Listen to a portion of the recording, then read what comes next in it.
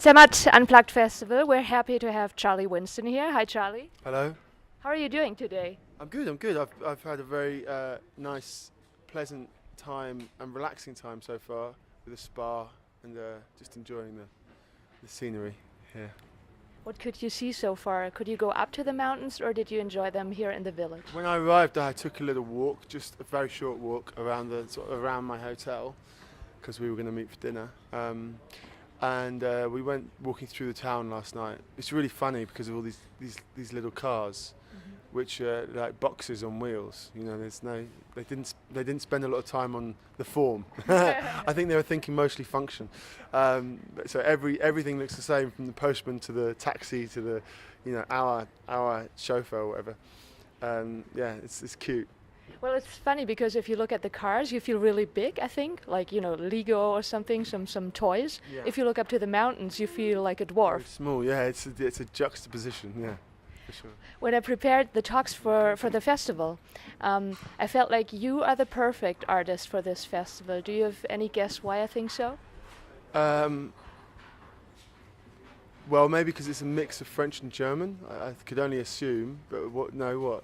That is true, that is one part, but I think because you have a huge musical background, and I think to play a different show than normal, Yeah. it takes, there must be some musical knowledge, probably more than in a studio with lots of electronic stuff. Yeah, that's true. I mean, I have played in many different environments, and growing up in a hotel, it was, there was, we had a lot of theatre in the hotel, and sometimes that theatre wouldn't necessarily be in the theatre room. They'd be in the car park or we had Castle Hills, and so I guess I've grown up being comfortable with playing anywhere really. It's not a problem for me.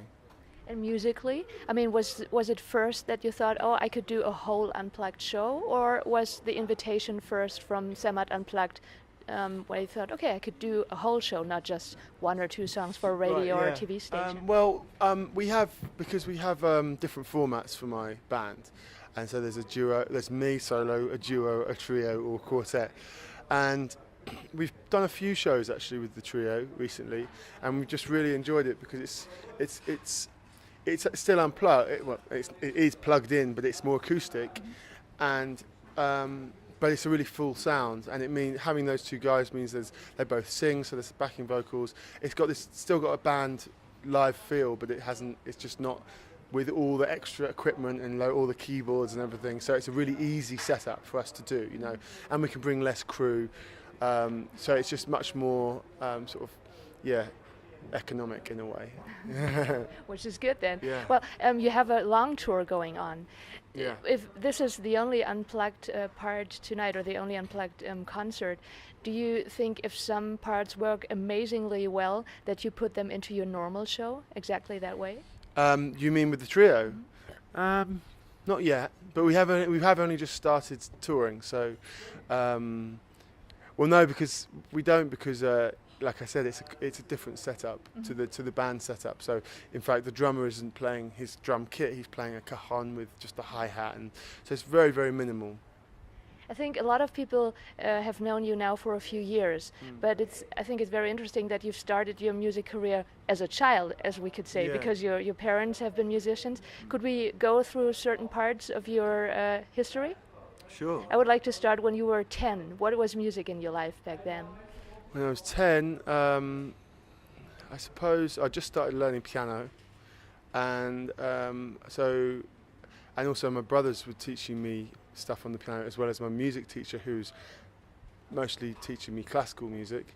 But my brothers were also playing a lot of rock and roll and rockabilly and psychobilly. So I was learning stuff like Chuck Berry and Great Balls of Fire and that kind of thing on the piano. And my dad had just introduced me to Dave Brubeck, and so I started getting into jazz as well. And then my mum was listening to, or she was playing a lot of like Joni Mitchell at the time. So I was getting really into Joni Mitchell at the time, or just hearing it around. I mean, as a kid, you don't necessarily get into stuff. It's just around you, So I guess a lot of it was piano based in a way when I was 10. Yeah, do you want me to keep going up? No. Are you going to go back? No, I'm not going to go back. But when you just mentioned jazz, you know that the Ronnie Scott's All-Star Band is playing here and jamming also tonight? Yeah, they're playing every night, I think it looks like. They play on the mountains if there's good weather in the afternoon, and then they'd come down and jam with other musicians, so you might join them after your gig. It could be great, yeah, I'd love to. It'd be really cool. So, okay, jazz was part of your, adolescence. Yeah. So, with 20, was it the idea to study jazz piano? Studying jazz piano came when I was 16. I was as soon as I finished school, I went straight to London, and I wanted to. I was a musician, but I didn't want to be a musician. I wanted to be an actor at that time. So I moved to London. I applied for lots of acting courses, but the ones that I wanted to do weren't. They were 18 and above, you know, so I couldn't get onto the decent courses, and so I applied for music courses as well, and it was there I took up this course in Brunel University and studied for 2 years, just basically piano. But then when I left, when I was 18, I left and I didn't have any money, and I was sleeping in the same bed as my brother in Clapham, South London, and there was a bass guitar in this apartment. So his band had just split up. So he said, why don't you learn the bass, and we could just start a band with that. So I started playing bass. So by the time I was 20, we'd been gigging for like 2 years, and we were building up quite a big following in London. And I was.